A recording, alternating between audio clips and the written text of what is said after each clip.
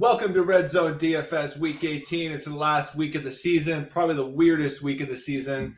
We're going to have some random people putting up a lot of weird points on Sunday, and I can't wait. We're going to be firing off some really hot takes tonight. Might be the hardest, but also the most fun week of the year to play DFS. So how you guys feeling this week?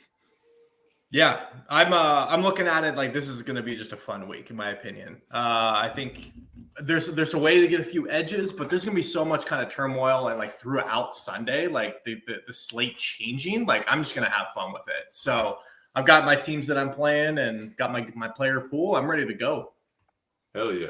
I think this week, especially if you haven't subscribed or don't think that you need like some sort of optimizer that you can tweak or something like that, this is the week to use something like that because it's going to find play. Like, look, there's just too many people playing. It's going to find and isolate plays for you guys that are probably you just wouldn't come up with on yourself. I know basically I think 95% of the players that matter in fantasy football. And I found some guys through the optimizer and the service that I use that I've now tweaked my projections and plugged into my lineup. So, I mean, if whatever one you want to subscribe to out there, I personally, we use Run the Sims. I like that one because it's not really giving you any advice. It's just presenting the numbers, allowing you to tweak what you think is going to happen, and then it really easily spits out some projections based on your inputs, right? It's got the baseline stuff, which is great, which allows you to maybe find some guys, and then you can look at the game situation and kind of go from there. So, they're pretty cheap. Or you just listen to us and what we've learned, and you don't have to subscribe to anything. We give the free content. We have all the info, so listen up. All right, guys, let's start on some quarterbacks. We'll go high-low as usual. Vinnie, Mr. 12 quarterback, I'm going to let you lead off. Oh, we're starting with Saturdays, right? No, we're going to go Sunday, and then we're going to hit our Saturday okay. stuff at the very end. So stick around. Right. Saturday stuff at the very end. We're going to just give our favorite plays, and then I've got a few showdown nuggets that you'll definitely want to stick around for. So stay tuned. All right, cool. Well, in that case, I'm going to go up top here. I think, obviously there's been a lot of things that have happened this week. I think the Bills come out and absolutely roast New England. I don't think it's close. I think they put up 30, 40 points here and just blow New England out of the building. So I'm going to Josh Allen at 8,400. As always, very clear stacking options. I just don't think this game's close at all. I think the Bills make their stamp and they look hopefully to get that number one seed, but we'll see what happens with the Chiefs game. But I'm going up top to Allen. Not a bad play. I don't want to go that expensive this week personally. In a week where if Buffalo does really get ahead, do they just give Singletary the ball 35 times with James Cook? Yeah. But no Nostradamus. But my favorite guy this week is Joe Burrow. I think with this whole playoff implication thing that's going on, Taylor, their head coach, I've never heard him like angry before. He's fucking pissed right now. Yeah. He's pissed off. If they lose, the home field advantage goes to a coin flip. I mean, they're favored by 9 points against Baltimore. I can see the Bengals just coming out and beating them 3-4 touchdowns. And maybe Burrow might throw the ball 60 times in this game. I don't think they're going to fuck around in this game. They want that home field advantage, and they want to throw 2 middle fingers up to the NFL. So I'm all in on Joey B this week. I'm right there with you, Joey. Playing the Joey B for you, Joey. I mean, cheers. Look, you started to see in that Bills game his prowess as a passer, and I think that they were going to beat the Bills in that game. It was going to be kind of a shootout, but Baltimore's defense is terrible. They have a decent run defense ever since they acquired Roquan, but their pass defense is absolutely atrocious. For Joe Burrow, being at home, essentially having a bye week, I know there's a lot of turmoil, but look, the guys were, as soon as that game was over, They were starting to prep just in case it was canceled and just go about their normal week. They're starting to prep for Baltimore. This is a division game. They want to make sure, like you said, Zach Taylor's pissed.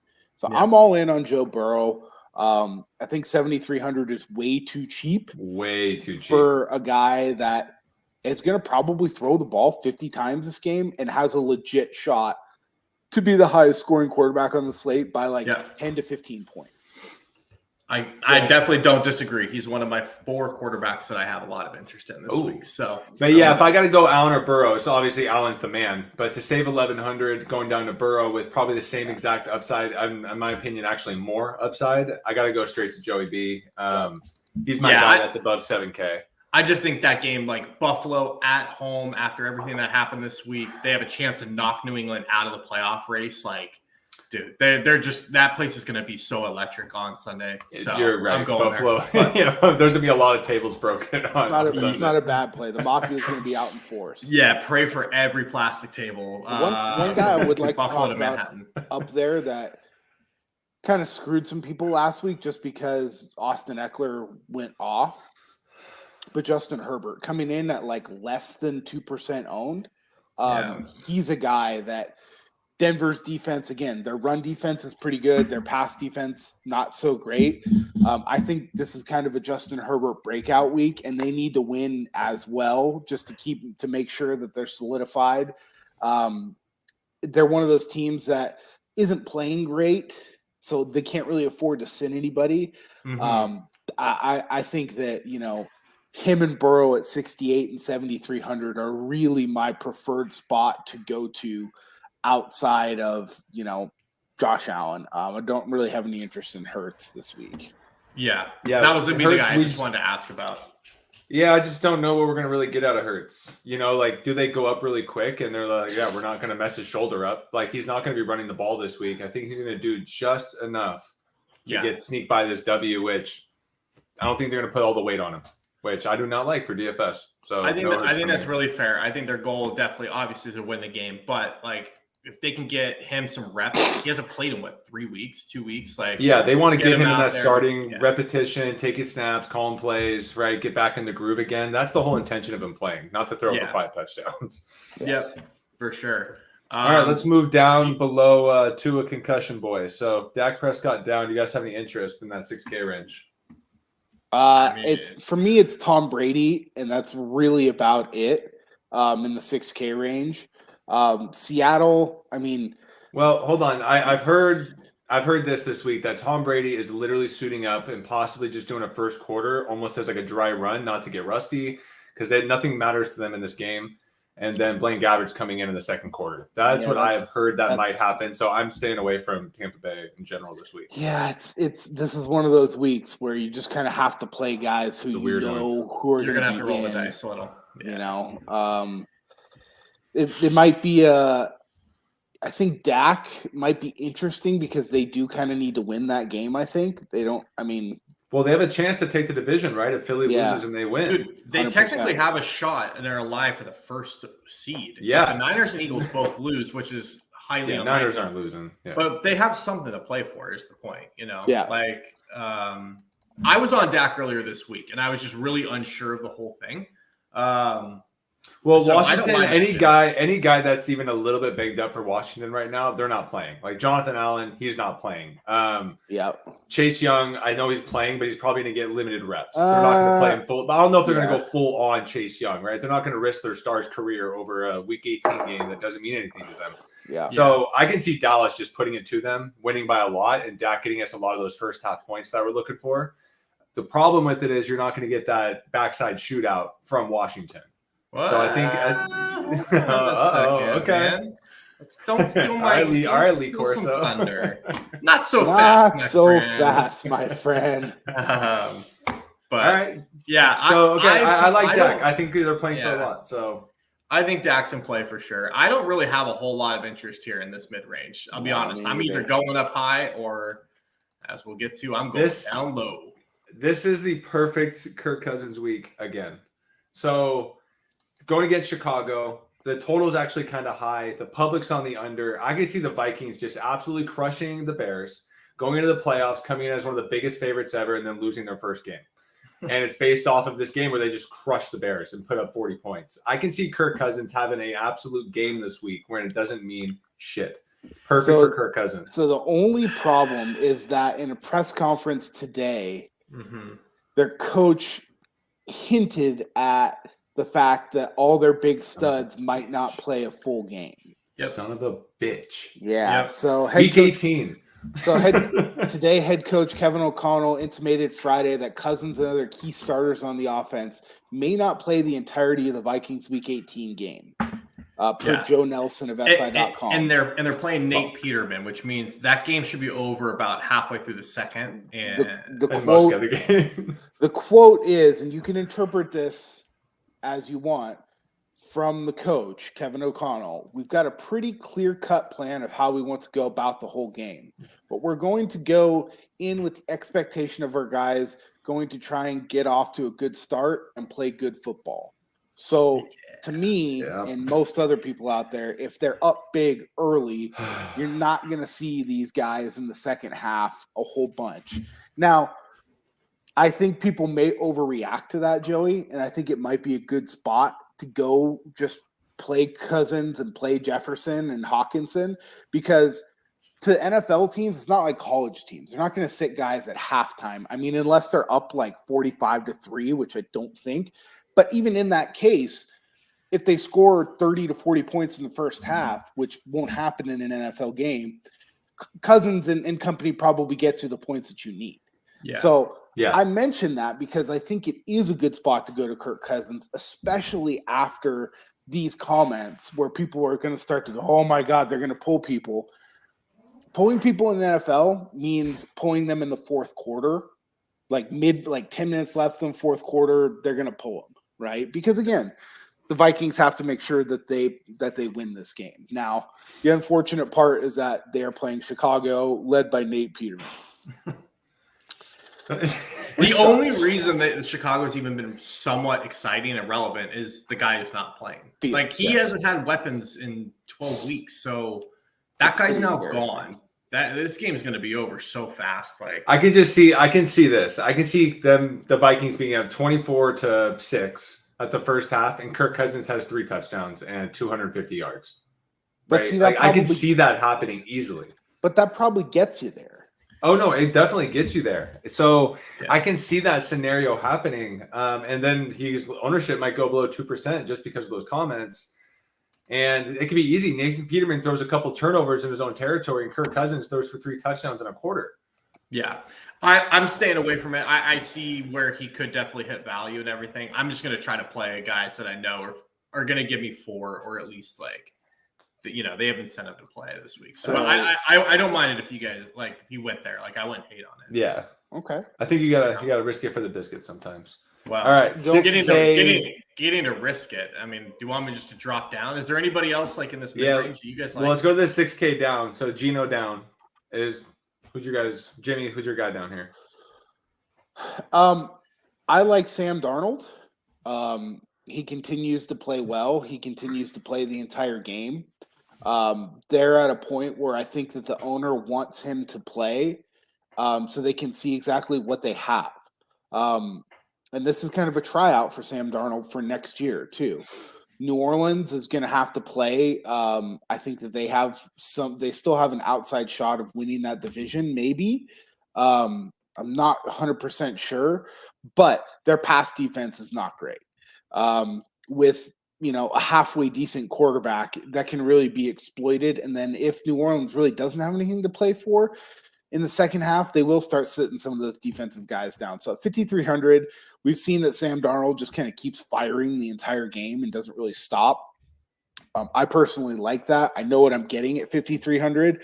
His stacking options are really cheap. To me, you don't really need to go much further than DJ Moore and then just kind of leave it.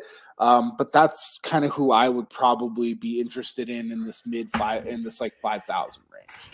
I like that. Can we just pause real quick and acknowledge on the other side of the game that Andy Dalton is now the same price as Jameis Winston, who hasn't played since week 3. Like, he's literally just hit rock bottom. Like, he's been so bad. He is the same price as Taysom Hill, Jeff Driscoll, and Nathan Peterman. So that's pretty bad. Yeah. Sam Ellinger is higher priced than him. Yeah, I like that call, Jim, with Darnold. I'm going to go down a little bit further than that. I'm playing Sam Howell this week. 100%. I like this kid a lot in college. I don't know. Nobody knows exactly why he slipped so far in the draft. He was hurt as part of the reason. But I mean, what do you go in like the 5th or 6th round? And there was talks, before early in the college season, was he like a 1st or 2nd rounder, right? So the kid's got talent. The reason I like him this week is he is going to come out and let it fly. Like, he's going to air it out. I know the team sucks. As long as McLaurin's out there playing, Dotson, all these guys, like, I'm going to play them. They should be trailing Dallas. It's a good spot for them. Hopefully the pass rush just doesn't eat them alive early in that game. But the price is right, man. You can fit anybody into your stacks if you go this route. So, I mean, you can – so I'm glad you brought Howell up because you can stack 2 other players with him that after that, you can basically just put in whoever the fuck you want. Whoever you want. If you want to go Jefferson and, think he gets it, like, go for it, right? So no, you could jam McCaffrey, Eckler, and Nick Chubb in there. Well, guys, it worked with David Blau last week. Exactly. Blau got us there. Blau got 4X last week. Yes. I mean, he was 4K and he got like 15 and a half points or something. It's amazing, but he got us there, and I was able to get guys like Eckler and McCaffrey in the same lineup because of that. Totally. And he should have been starting for a while now. So I think this kid's going to come out and just let it fly. Obviously, it could be disastrous, but there's a lot of plays on this slate, and as we were talking about, like, there's a lot of guys that are good quarterbacks that could play one quarter and probably get you the same amount of points that he potentially could get. So I don't look at the risk value as that bad this week. So Sammy Howell, 4,900. Man, I love it. Are we going to talk about the elephant in the room right below him? Who's going there? Desmond Ridder? No, I'm playing some Joey Flacco this week, baby. Let's go. So look, Flacco puts up yards. All right, he might struggle to get you those touchdowns, but like every time he plays, he throws for 350 yards plus.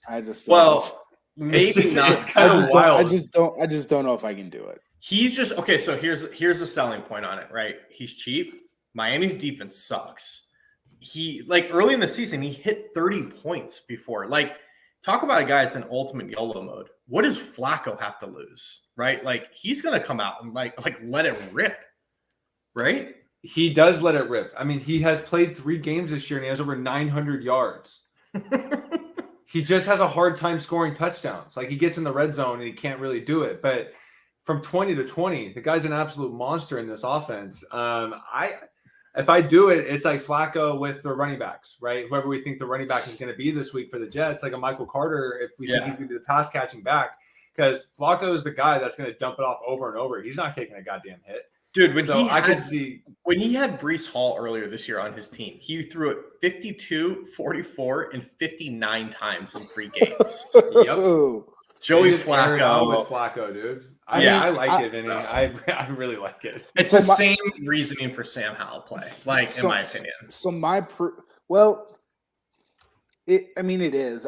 Miami's defense is just god awful. They're not so that's good. The other thing that helps too, is that if you're gonna play Sam Howell, you also have to consider playing Joe Flacco because, Sam Howell's playing the Cowboys defense, and like you guys said, the Cowboys have a chance at the number 2 seed if the Niners and Eagles both lose. So they're going to have to make sure that they win. If they rest guys, it's only going to be with like 5 to 10 minutes left in the fourth quarter. Yep. So, it's really gross. Like, this could be Flacco's last start of his career. Like, it was also really gross playing Blau last week, but it worked.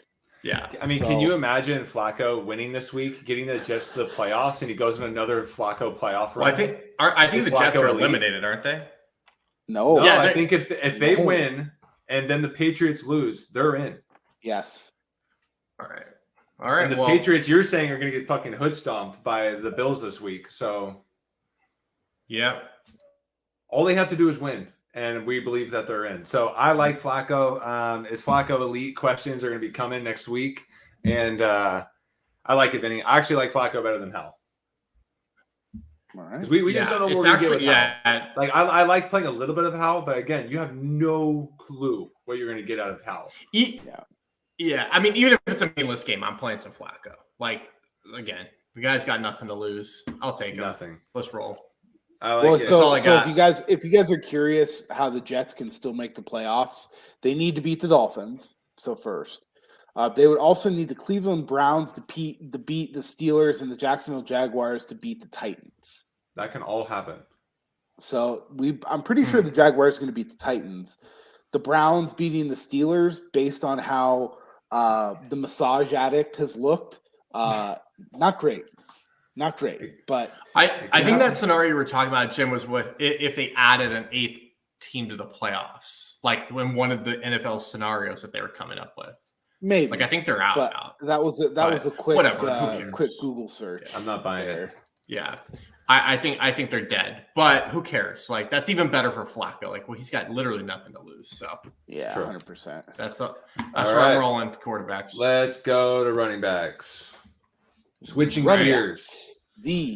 Now this is the ultimate, like, is this a dress rehearsal game? Because if you're going to limit somebody's carries, it's this week, right? Like the elephant guy is Saquon Barkley.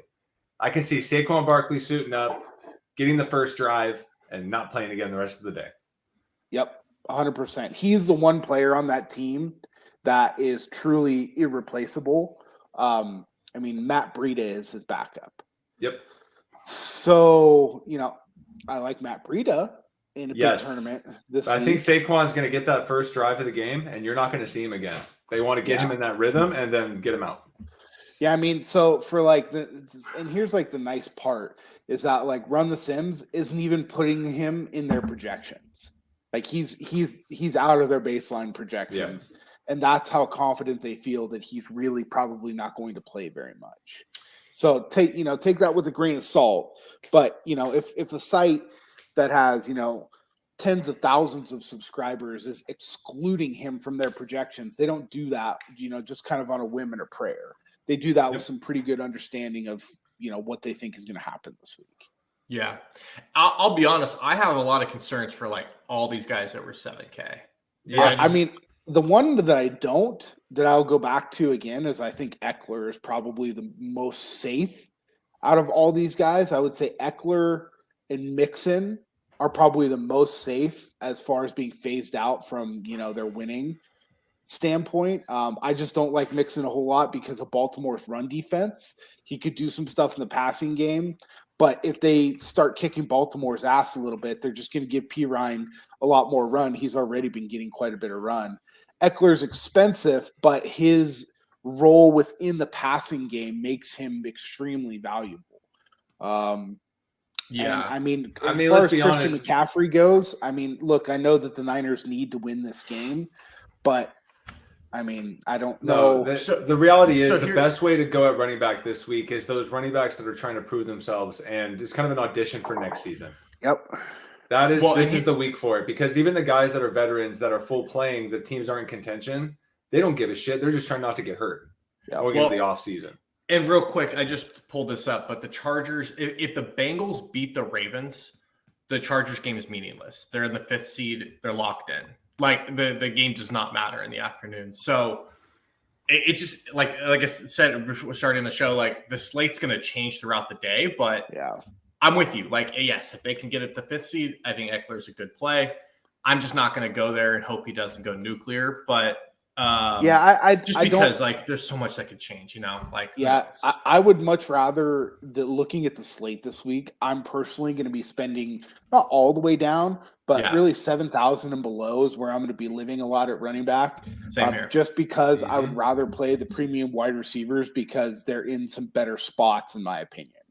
Yep, I completely agree. You guys will have to remind me. Seattle is still in this, right? They are still in it. They have to win because they control their own destiny. So that makes Kenneth Walker literally one of my favorite running backs in the entire slate. No injury designation, going against a Rams team that doesn't give a shit anymore. He's a rookie. He's got, not many miles on his legs. That guy, he might get 25, 30 carries this game with catches. Well, and here's the other thing too, and I'm right there. I'm in total lockstep with you. Kenneth Walker, the Seahawks aren't good enough. Their defense is not good enough to be like, oh, we're up by like 13 points. We can just take the throttle off. Like, no, like Baker Mayfield is playing for a roster spot somewhere next year, and the Rams are going to continue to play. They're not playing anybody important, right? They've got Van Jefferson, Tutu Atwell, a bunch of no-names starting wide receiver. You know, they might sit Higbee, but they're going to continue to let it fly. I mean, they really don't care. They don't have a draft pick to care about. They're going to keep playing, right? So I actually like that situation quite a bit. I don't really want to play Rams guys. It makes me more interested in Walker right along with you, Joey. Yeah, the whole game itself. It just makes the whole game itself interesting. Yeah. Yeah, and real quick, so the Seahawks, they have to win and Green Bay to lose to get in. But the cool part is Green Bay plays at night. So they got to win. They have to win anyways first, which is great. So I'm with you guys. I think Ken Walker is going to make probably 90% of my lineups on Sunday. Like, no doubt about it. I'm just locking him in. Nothing like when all three of us agree on something. It is rare. It is. He's just in a great freaking spot, you know. Just note that down. And we've seen it. Yeah. Note it down. Write that down. I like Cam Akers right below him too. Like we said, the Rams don't have anybody else to run the football, and they're going to try to win this game. If they can burn Seattle like a division opponent, they're going to do it. Like they've been playing hard, so I mean, my running back combo, Akers and Walker, are going to start like a high majority of my life. I mean, you could play both of those guys together and feel. That's what I'm saying, though. Like, I'm going to start a lot of my lineups with Walker, Akers, like, for sure. Just right there. So, what about below that? Below that, are you going to go back to your guy to get some revenge money and win it back from last year, Jim? Who bent you over? Najee's been looking like Najee the last few weeks. Just had to bring that up, huh? I know I was trying to get you some money back. He's 50 yards away from 1,000 yards. Right? He wants to get to that mark. Hey. He's been running pretty well. Is Cleveland really going to show up this week? I can see Najee having a game. He's been playing well. Warren's been, tapping into his carries. I think it's been pissing him off a little bit. He's running hard. He's a different running back the last 3 or 4 weeks than he has been the rest of the season. That's the only thing I see. Pittsburgh's another team that they have a shot to make the playoffs. Like they win, like they're in play, So I love Najee on Sunday as well. Yep. I don't hate Najee. I mean, I say love him. I love Walker. I like Najee. I mean, I do hate Najee. He kind of lost me $750,000 about 12 months ago, but it's neither here nor there. I would prefer to go down to a guy that I have a massive amount of interest in, and it's J.K. Dobbins. Healthy for the first time. Baltimore is obviously, this is a game that they need to win. Cincinnati's weakness is their run defense.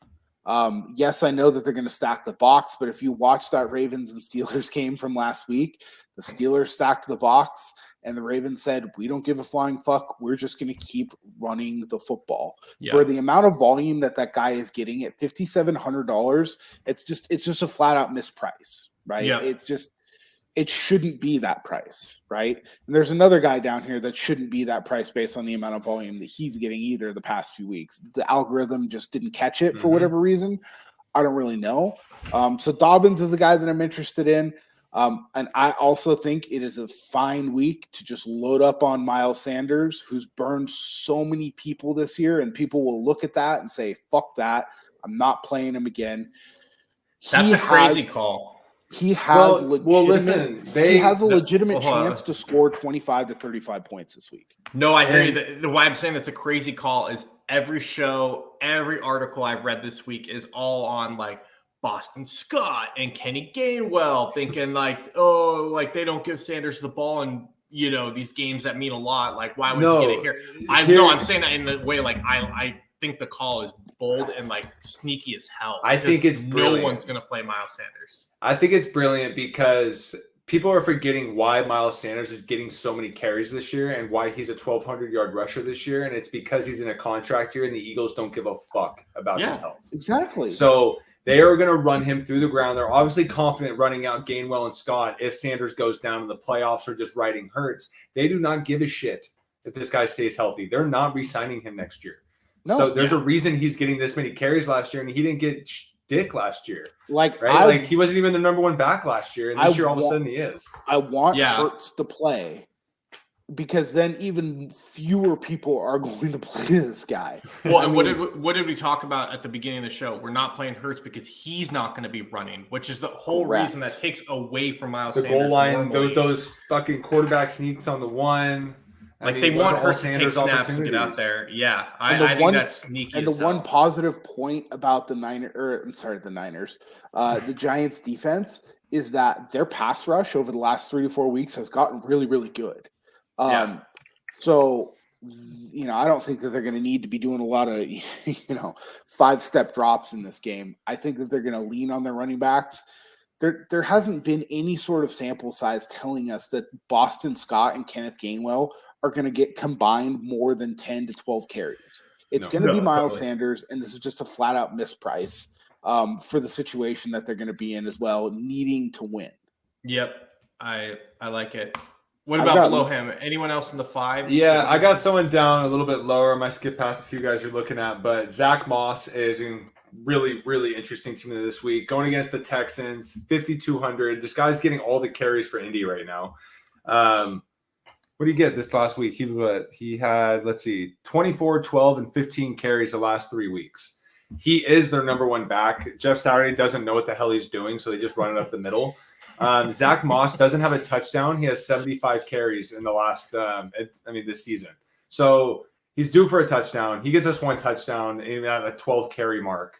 Zach Moss is getting us our points. So I don't think it's a bad call. What a gross game. I think Houston. Gross. I think Houston beats them outright. By the way, I've already bet on that game. So Indy's I don't know. Pitiful. Houston's got to be tanking for the number one overall. Can they? Lose no, it? They came out like Lovie Smith knows he's getting fired. He's like, I'm trying to win.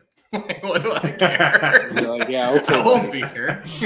I think Houston should fire him actually today, to be honest. But they absolutely should. I've got somebody down lower than that. So do I. I have one sneaky. Let's get really dirty. I know. I just have one sneaky play that I don't think anyone's going to do. But go ahead, Jim. I don't think you're on the same. So mine's at the dead men. Is yours at the dead men? No. Go ahead. What is the dead men for running back? 4,000. 4K. Jarrett Patterson for Washington. Okay, I had him as well. Last year in Week 17, when whatchamacallit, Gibson went down, he ran for 98 yards and a touchdown. 98 total yards. He had 4 catches for 37 yards in that game. I like playing. The only other guy is Jonathan Williams. There's only going to be 2 active running backs for the Commanders. Jonathan Williams is absolutely terrible. He sucks. He's a 28-year-old running back that has done absolutely nothing throughout his career. The most carries he's ever had was in 2019, and it was 49 carries on the entire year. And I will tell you, as the college guy here, dude, Jarrett Patterson's good. Yes. Like, he balled out at Buffalo. Like, he was a really freaking good player. So I'm with you on that one. I think he's 23 years old. He was an undrafted free agent.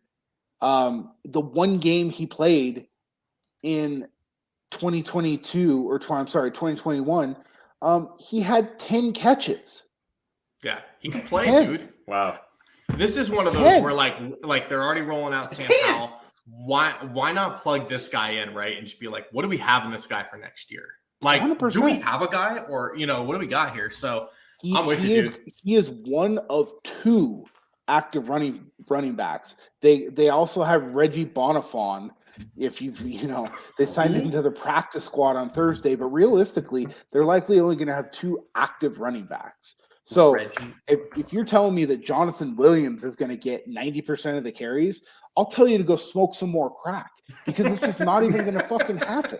So at $4,000, there's no reason not to take a shot on this guy. Yeah. Nobody's projections are going to like him. But if you know what type of football player he is, like Vinnie said, and you've seen him in college, and he was the main guy for 4 years at Buffalo. Just read the situation, yeah. Absolutely. Dallas's run defense is nothing sexy, right? I mean, we've seen it all year. People have ran the ball all over them, and it just opens up basically whatever else you want to do at higher at higher premium positions. Totally. I am going to give you one sneaky play. This is not going to be a core play or anything like that. I'm taking a few dart throws. I think this guy has potential, could change the slate. Ooh. At 5K, I don't think we see Christian McCaffrey, and I think we see Jordan Mason absolutely light the Cardinals up on Sunday. That's another really great call. Because the Niners are gonna pound Arizona on Sunday. There's nobody is playing for Arizona. There's zero reason to play McCaffrey on Sunday. Okay, Dortch. We'll get to that. Okay, but there's a chance. Maybe they give Eli Mitchell a few touches. Maybe they give Debo a few touches.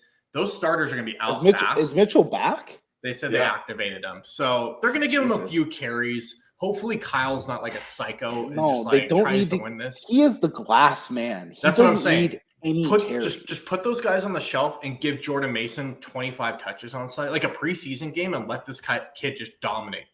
So they will roll the Cardinals. I don't disagree with that, but I honestly would rather just play Patterson at 4,000. You could, totally. The Niners are going to have 4 active running backs on Sunday. But 2 of them aren't going to play. But they are, Vinny. He's not going to give McCaffrey 0 carries. He's not going to give McCaffrey or Mitchell 0 carries. He's not going to not give TDP 0. I mean, they're all it's gonna be like a 20. I guess what I'm saying is what game theory wise I'm trying to play out here. Let's say Philly goes up 21-0 over New York because Saquon's not playing, all these things aren't happening, and the whole second half is just Jordan Mason against a pitiful Arizona defense. That's all my thought is. I'm gonna take a few dart throws. That's it for me. He's also gonna give Tyrion Davis-Price carries too. Possibly. Yeah, I don't know. But I'm going to take some shots on the kid. It's not a bad idea. There's other guys I would prefer to go to other than. Yeah, that makes sense. All right. I don't have anybody else here. No, I don't either. Wide receivers, one-offs. Are you guys going to roll the dice on any Jefferson thinking he's going to go for it for the record? Yes. What is he away? He's 208 yards or something like that away. I mean, he could. The Bears are so bad; they're playing at home. He could legitimately get that in the first half. I'm not fucking around. It's not. They're so bad. I know he's. It's a risk because look, he's 21% owned. So there's a conversation for not playing him, right? Yeah. And going to Chase or Hill, who both have positive leverage. Chase is the highest optimal rate out of any wide receiver this week. He shows up in the optimal lineup 19% of the time. Yeah, he does. He's only being 15 to 16% owned, and I don't really know why. I think people just think they're going to rest and throw all that. So he's 206 away. He has done that once this year already. 233 he went for. 223 versus Detroit. He could absolutely do it. I'm going to take a shot in a lineup or two, but I'm going to be way underneath the field, and I'm going to be gaining leverage on the field, saying that, if he gets his 8 for 94 in a touchdown, it's not going to kill my lineup because I know that there's value elsewhere that I can get to. But all those people that are trying to get overweight on him that are playing him in 40 to 50% of lineups, I'm going to have a leg up because there's no chance that they're going to be able to get to some of these other plays. Yeah, that's totally fair. And I think how I'm going to play it is in those lineups we talked about that are already risky, right? The Flacco lineups or the Howell lineups. That's where I'm going to take my Jefferson shots because if he goes nuclear and those guys do somehow hit value, you're in play. He's an ultimate tournament play. Right, he's how crazy is that? The guy's 206 yards away, and we're that's just a good Sunday for him. He's very capable. Bears are so bad. I was reading this article the other day about best college football teams of all time because I just went down a rabbit hole for some odd reason. How that goes. Yeah. And they just went over the stats of Burrow, Chase, and Jefferson that season with LSU. Yeah. Yeah. It's the craziest thing I've ever heard in my life.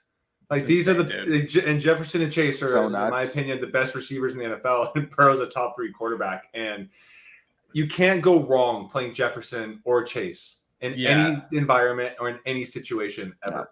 Yeah. Jefferson, just for a quick note, has gone for 184 once, 193 once, and 223 once already this year. So I'm with you. I'll take some shots, but what a freak that guy is. So I love Jefferson and Chase. Tyreek Hill, I'm skipping on this week. Teddy Two Gloves just doesn't really. Well, we didn't even talk about him at quarterback. I don't know. It's Skylar Thompson, my friend. Skylar Thompson is going to be starting. When did this news come out? A couple days ago. Hold on a second. I was pretty sure Two Gloves is going. No, Skylar Thompson's the starting quarterback. Wait, what team is next starting for? Oh my God, I don't know. The Dolphins signed him, but he's. Oh, okay, that was it. They signed him. Yeah. No, okay. he's starting. He's starting for the Dolphins. It's going to be Skylar Thompson. I was really hoping it was Glennon. Okay, never mind. Yeah, I'm out on Tyreek Hill. It's just not. I don't like the situation. I think Miami's going to blow it. They're just no. So Miami has to win. Yeah, they do have a shot. I just don't believe in them. But that's fine. They could still lose, and Tyreek Hill could still go for 35 points. No, I'm just not playing anyone with Skylar Thompson. It's not even that. I don't trust the Dolphins right now. I feel like we've seen the best of them, and we're just not going to get that team this week. I'll just personally find the $500 to play Jefferson, or just drop down to Chase or Diggs, or drop down to Chase. You know what I mean? Like, I just think that situation is so weird, Jim. It doesn't matter. He's a premium player, and that is going to be out there for the entirety of the game unless they're getting completely blown out. He's going to be like 1% owned, huh? That's fine. And I'm just asking you. Like, I don't know. I didn't. No, he is going to be right now around 10%. Okay. So. I mean, below that, man, like all these guys up top are pretty much my stacks. CeeDee Lamb's going to be my bring back for the Sam Howell lineups, obviously. Okay. The one guy that I really like is, and it's kind of funny you brought him up because I wasn't playing the other side of this, but I really like Chris Olave this week at 6,200. Yeah. There's your Sammy Darnold bring back right there. Yep. He's the guy I like there as well. I mean, it's kind of tough this week. This is another area I'm totally fine living in the mid range. Mid range is going to be the premium for me. I played one lineup with Amari Cooper last week. I should have played more. I'm going right back to that this week. There's no reason why he's not going to get the same amount of targets. We talked about Flacco earlier. If you're not playing, that stack, which I don't know if a lot of people are going to play that stack.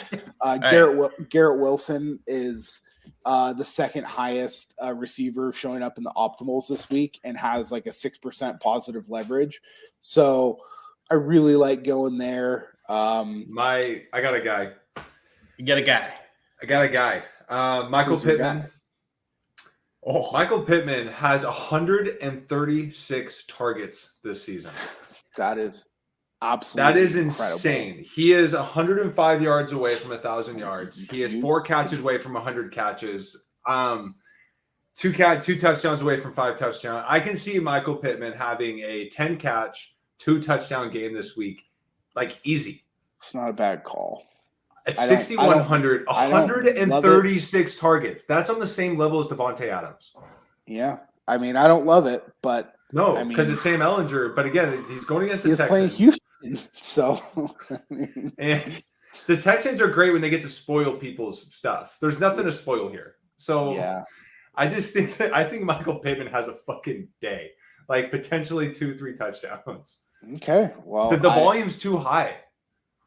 I mean, it's the same argument that I'm making for some of these running backs that you're making for Michael Pittman right now. Mm-hmm. I can't, the only difference in the variable is that you have, the wettest noodle in the league of an arm, maybe throwing him the ball, but that's.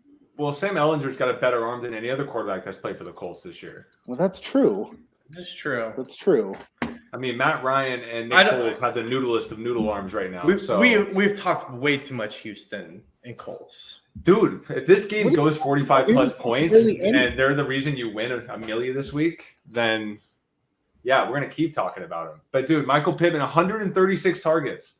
That's insane. You could play Pittman and Cooper, and you're just gobbling up so much of their respective teams' target share. I mean, it's like pretty mind-blowing, actually. Yeah, like I'm really curious what Michael Pittman's ownership is on Run the Sims. If we can keep going down the list, and it's only look at that for us. Only 8%, Joe. Oh, under 10%. And this guy gets literally like more than half of the offense. Like, yeah, bring it on. There you go. Gross.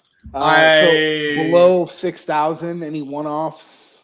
Yeah, I kind of like Deontay Johnson this week versus Cleveland, 5,200.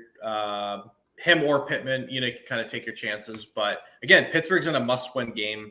Deontay's consistently seen 7, 8, 10 targets a game. Like, he's a guy that, at any given time can go, have a really, really good game and get you 20, 25. So, yeah, I guess. Do you guys remember Marquise Brown before DeAndre Hopkins came back? I do. Yeah.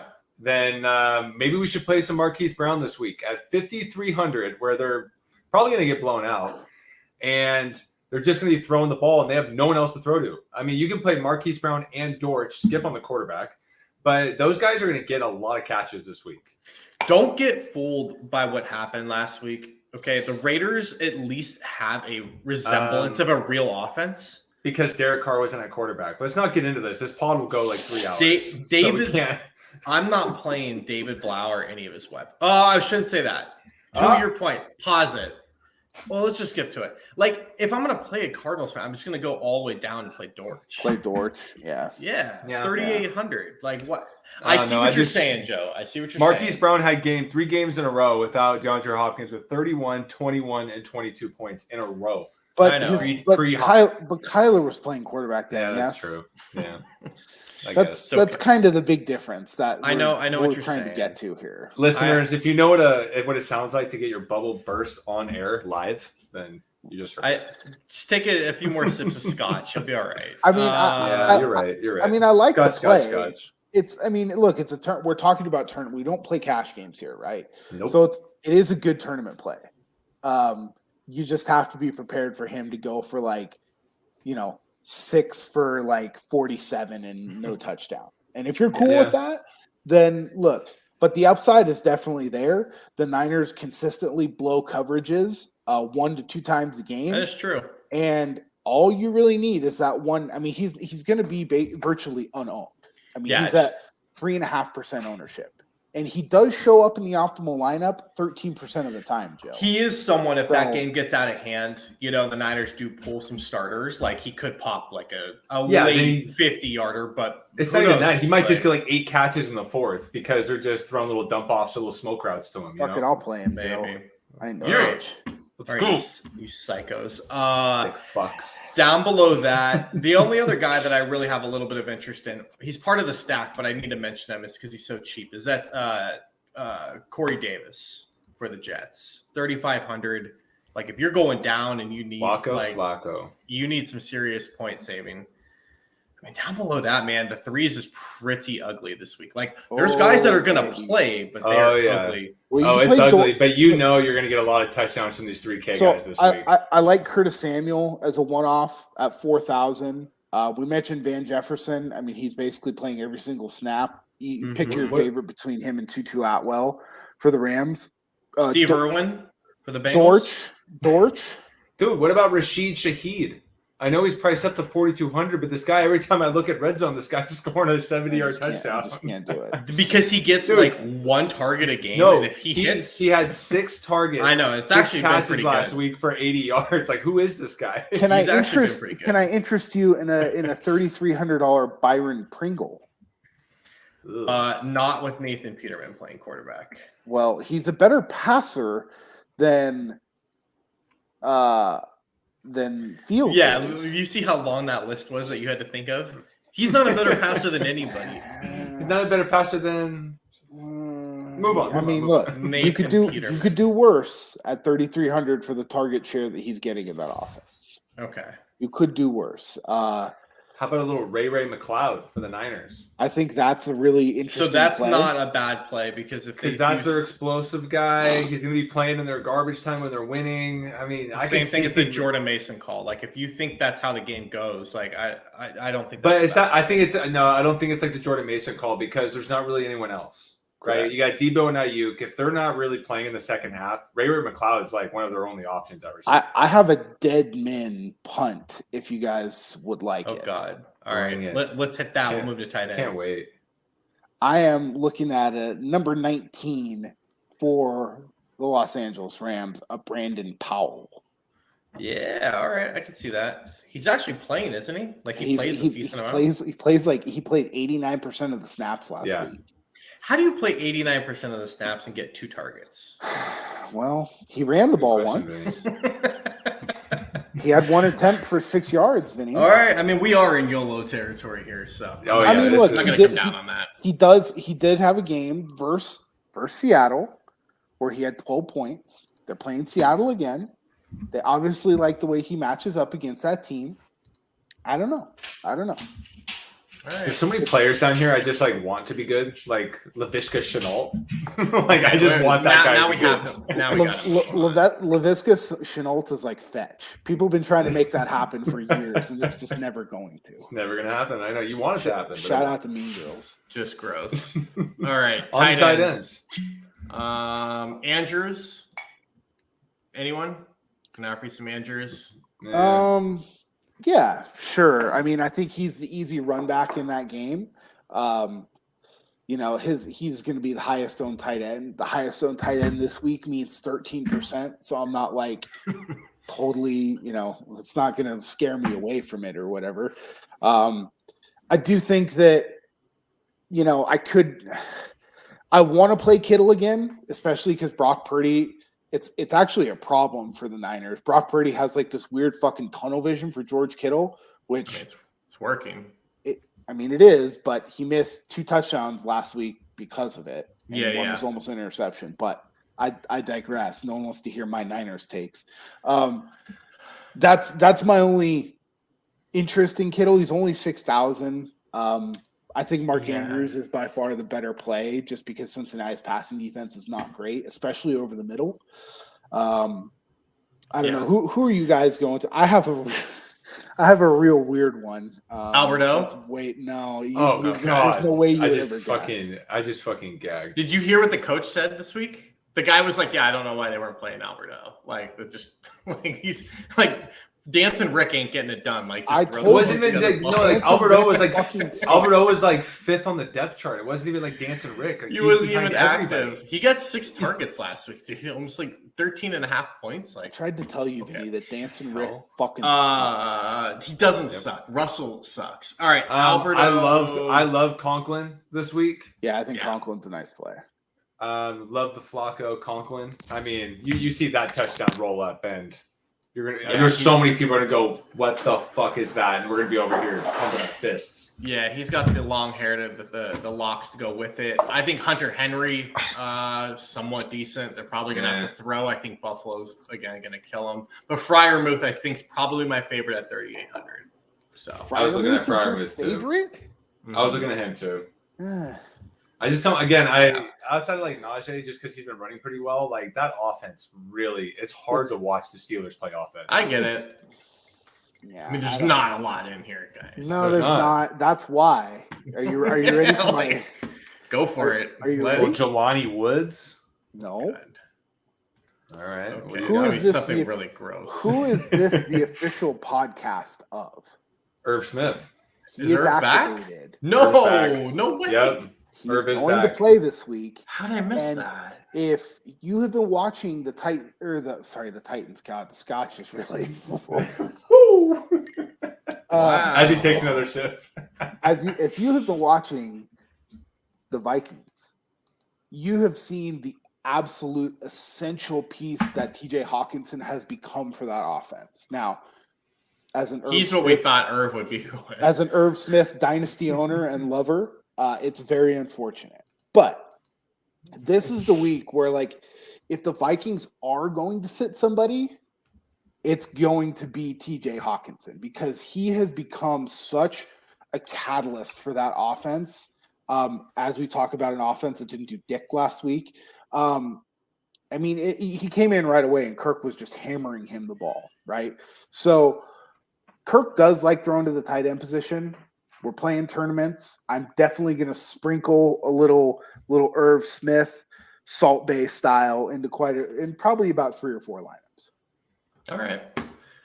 That's all I got. Other than that, I'm with Joey. I like Conklin. I got a guy. I think Noah Fant is interesting. I know Jimmy's going to like this one, though. It's Colby Parkinson. Jimmy, you were about his talent, and yeah, he's pretty electric. He's really good, but he doesn't really play. But the last 2 weeks, he's got 3 catches and then 5 catches. So he's a part of the offense all of a sudden. He is. And he's got some skills, man. Folks, we're talking Colby Parkinson and right off the IR, Irv Smith. You know it's a rough week for fucking tight ends. Colby Parkinson. Can we please move to defense? Caught a touchdown last week. Well, there you go. Cole Kmet, Nate Peterman, maybe? No? No. Dalton Schultz is somebody else I had a legitimate interest in, especially if that game stays a little bit close and they're trying to – I don't think that they're going to fully rest CD, but if they're just trying to limit his overall – if he normally plays like 94% of the snaps, maybe this week he plays 85%.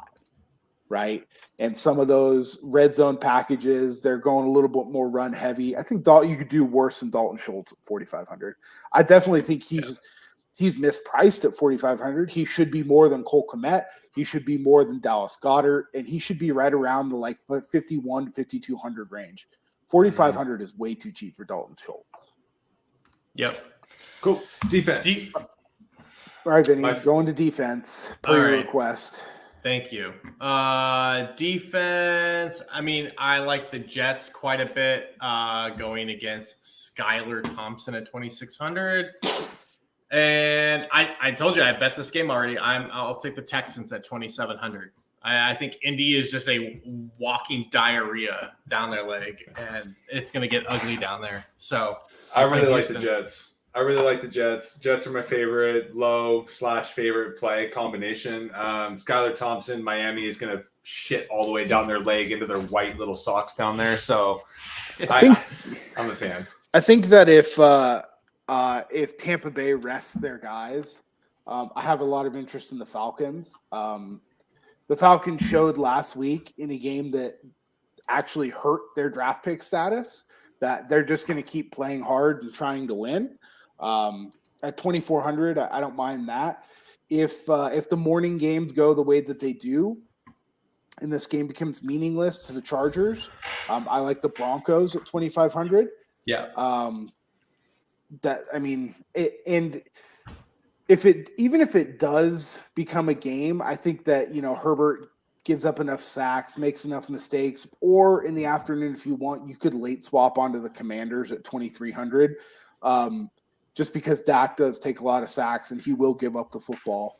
So those are the two kind of mid-range. I like the Jets too. But I think a lot of people are going to like the Jets.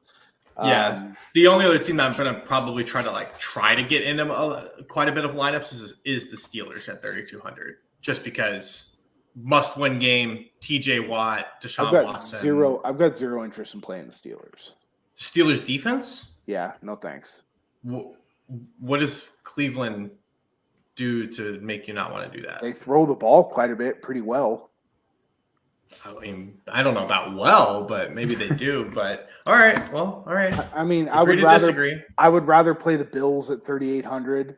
I mean, 1 to 2% going up 600.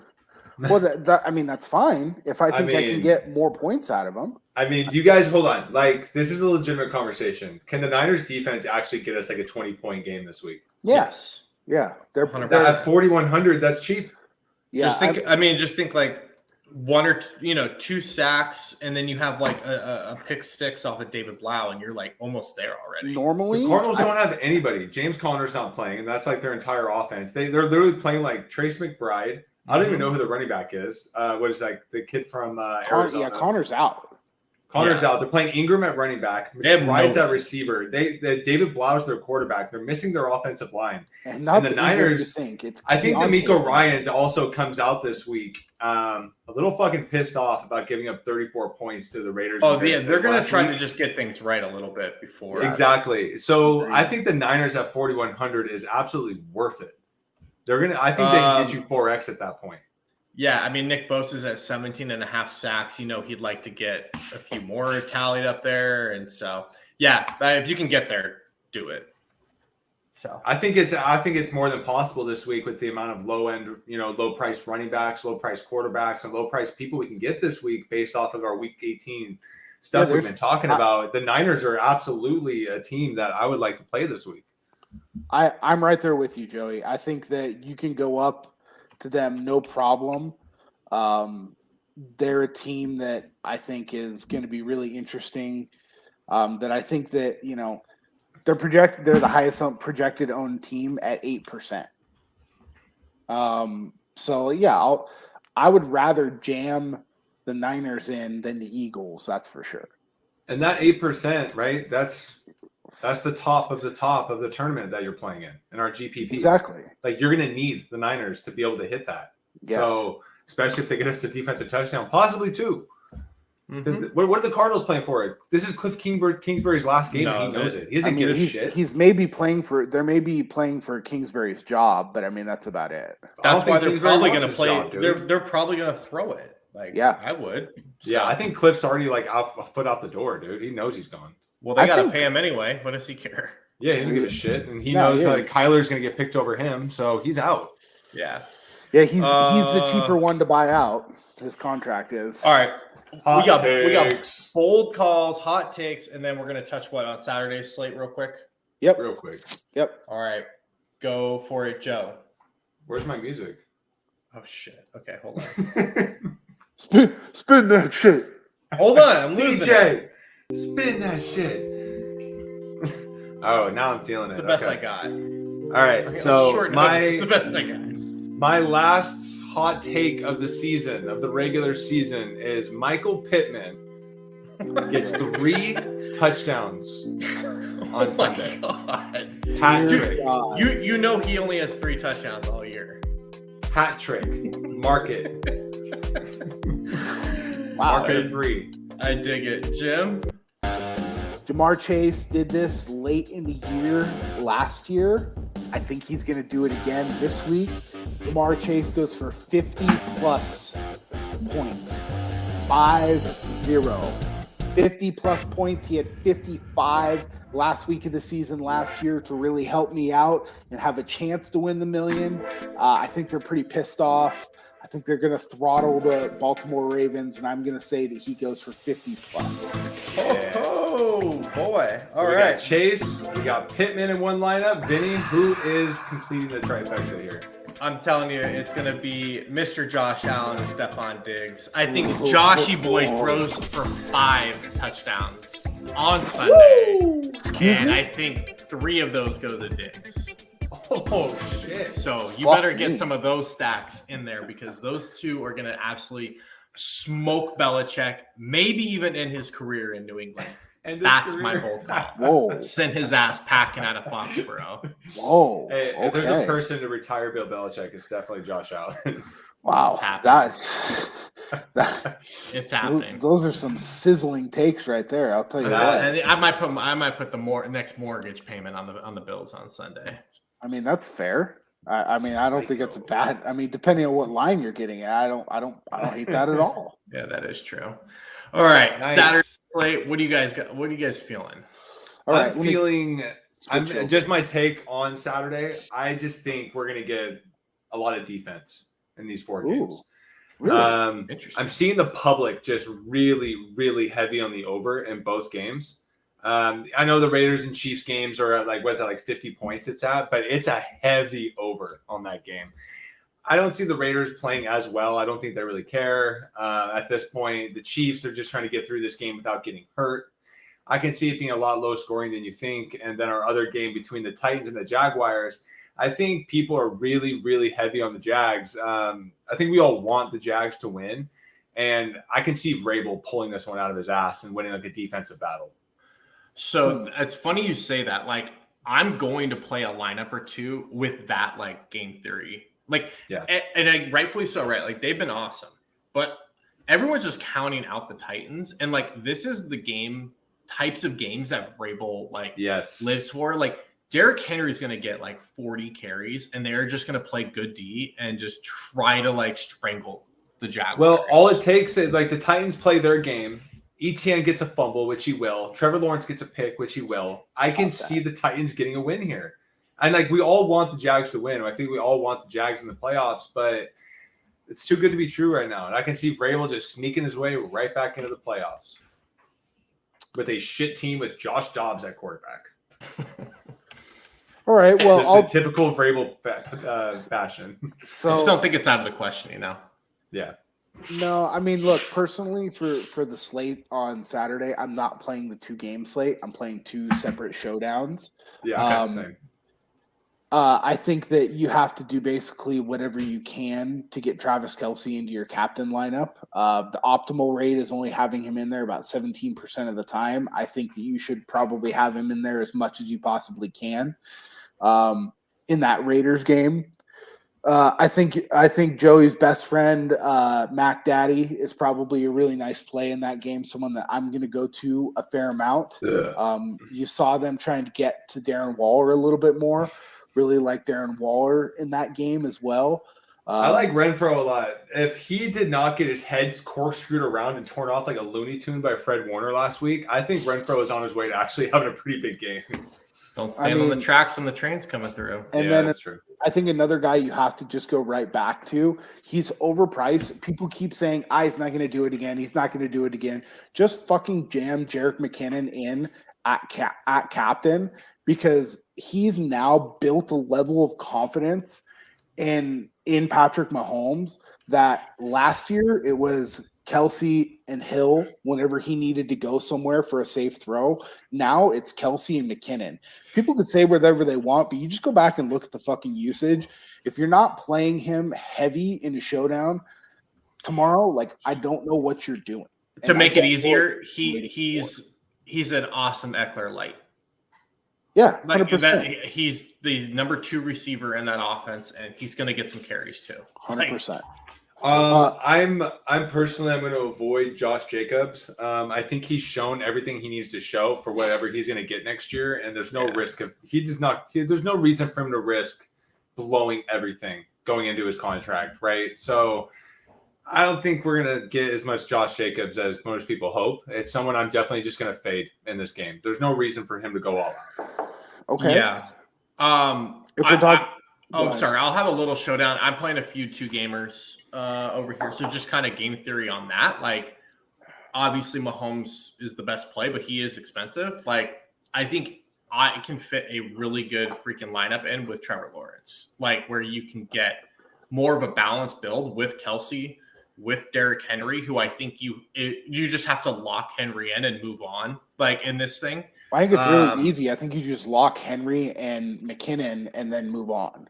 If you're not going to play Mahomes, you just lock Henry and you lock McKinnon and you're locking in. I mean, you could this is even a slate where if you are playing the 2-gamer, I like playing Henry, McKinnon, and ETN all in the same lineup, and then just figuring it out elsewhere. Well, another person you guys should really consider is Evan Ingram. And the biggest reason for me is because you got Christian Kirk and you got Zay Jones.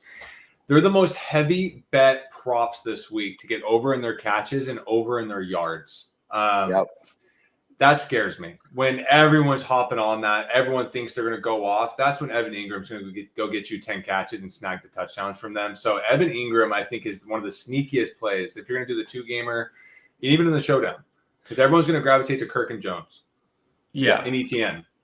I do think Christian Kirk, Zay Jones are both really good plays if we're talking about that Jags game. I think Treylon Burks is a really good play. He's just the best weapon besides Derrick Henry in that offense. Agreed. I'm also going to be playing a decent amount of Stidham and what's it called? Devontae.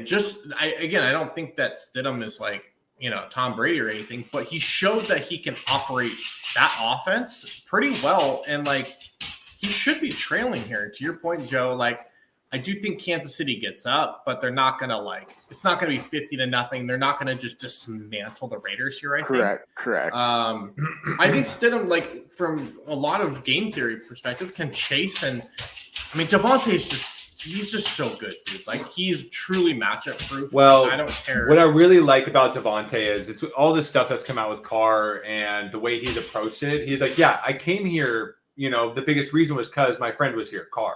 But he goes, I've wanted to be a Raider my entire life. I want to make this situation work. So he's the man. Devontae is all in. Yeah. He wants to be on that team. He wants to make this team better. He doesn't really give a shit. He wants to catch the goddamn ball. He's 5 catches away from 100 yards, 60 yards away from a 1,500-yard season. Devontae's going to have a game regardless. Yep. Yeah. So piggybacking on what Joey said, some just showdown stuff for that Jags that night game. I think my 2 favorite, if you're playing in large field GPPs, is Evan Ingram at captain and then also Treylon Burks at captain.